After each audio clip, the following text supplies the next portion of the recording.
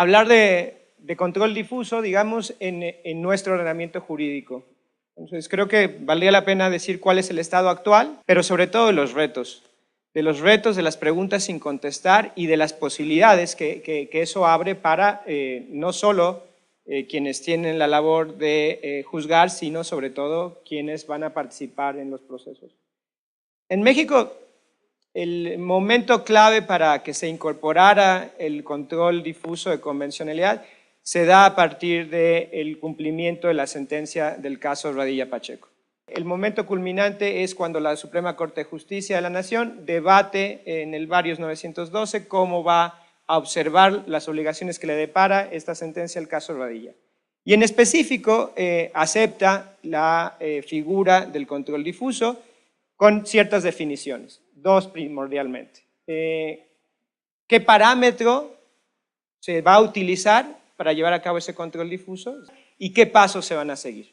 Y lo que se nos dice es, bueno, los componentes del parámetro, o sea, los elementos normativos que yo voy a considerar para llevar a cabo un control difuso son la Constitución y su interpretación jurídica a través de la jurisprudencia de los tribunales internos, todos los tratados internacionales que el Estado mexicano haya ratificado y las sentencias de la Corte Interamericana. Y se dieron unos pasos a seguir. Y se dijo que ese control difuso se tenía que llevar a cabo con una interpretación conforme en sentido amplio, con una interpretación conforme en sentido estricto y en todo caso, si estas dos no eran posibles, eventualmente una inaplicación o invalidación de la disposición que no se ajustara a la norma más favorable de origen internacional.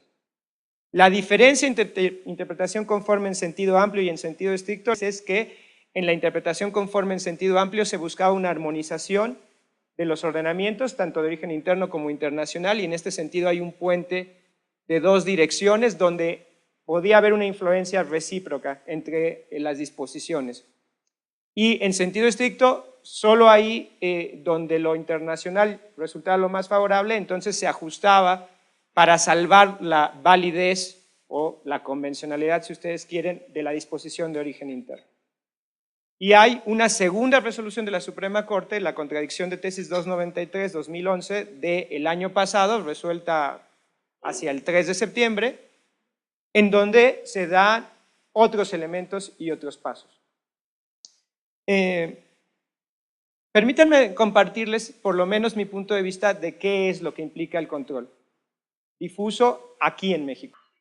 Para decirlo en una sola frase, la adecuación del marco interno con el internacional. La delimitación, yo más bien diría, la delimitación del marco normativo aplicable a cualquier caso.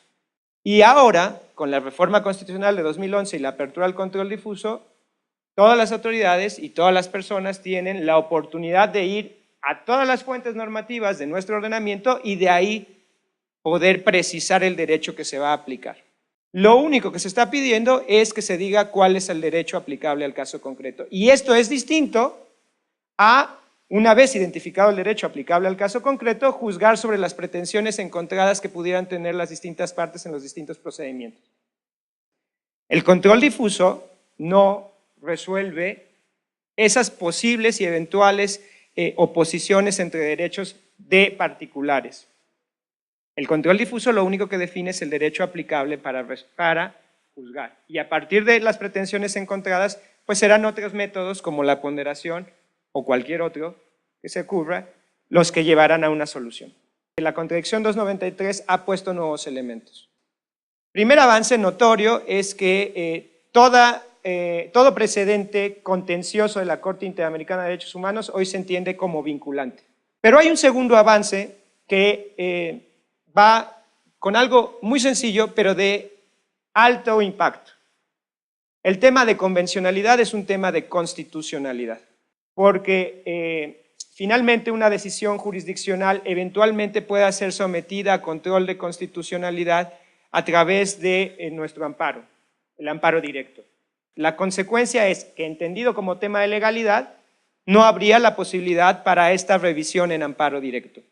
Entendida como un tema de constitucionalidad, sí lo abre. Todo un nuevo recurso. En esa contradicción, el segundo avance para mí notorio es que se determina que la convencionalidad es constitucionalidad. porque todo lo convencional, todos los elementos de origen internacional convencionales conforman nuestro parámetro de control de regularidad. Hay un bloque de integrantes del Pleno de la Corte que entiende que con todo y la aceptación de lo convencional con carácter constitucional en el parámetro de control de regularidad, habrá una salvedad. En materia de restricciones, la Constitución ha de prevalecer.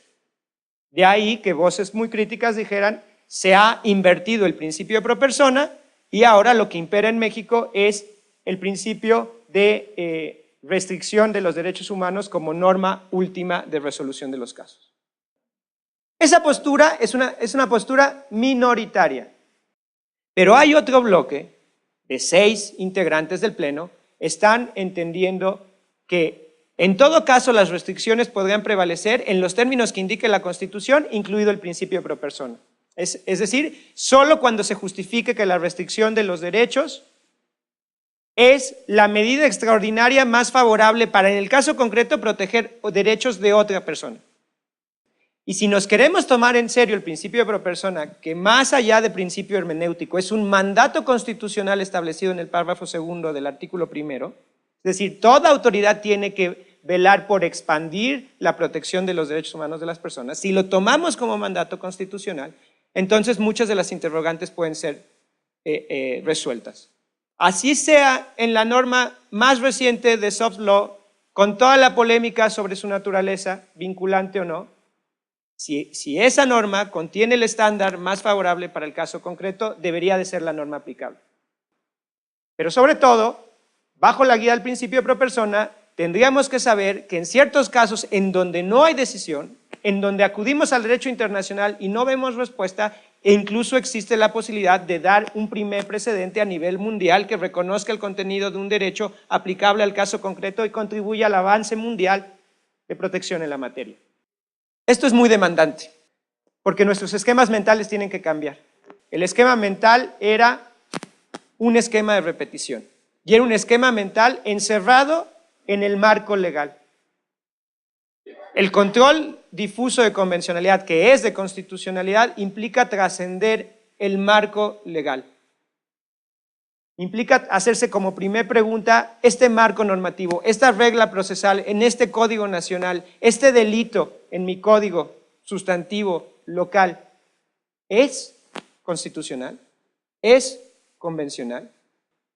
En la práctica este cuestionamiento tiene que estar todos los días, porque muchas veces completar el marco normativo implicará trascender incluso a los límites del marco normativo. Deberíamos empezar a hacer integración normativa y dar la solución, exportarla. Argumentativamente tiene que estar justificado, esto del control no implica no argumentar, al contrario, implica argumentar de manera mucho más compleja. Pero deberíamos tener un cierto esfuerzo para tener un método. Ese método, que les comparto en un minuto, por lo menos desde mi perspectiva tiene 5 etapas. La primera es la identificación de los derechos humanos en juego. Tenemos que saber qué derechos humanos están en juego, para lo cual tenemos que conocer los contenidos de los derechos. Entendemos los contenidos de los derechos, entonces ya podemos, en todo caso, hacer palpable el contraste normativo entre el marco de origen interno y el internacional. Porque así voy a dejar en la sentencia con claridad el marco puesto para decidir en una tercera etapa qué es lo más favorable. El principio pro persona, de nuevo, no es un as bajo la manga que resuelve las cosas, es una exigencia argumentativa. Sabré de buena fuente, por lo menos podría argumentarlo ahí, cuál resultó más favorable. Si resulta que el interno es el más favorable, ya no hay problema.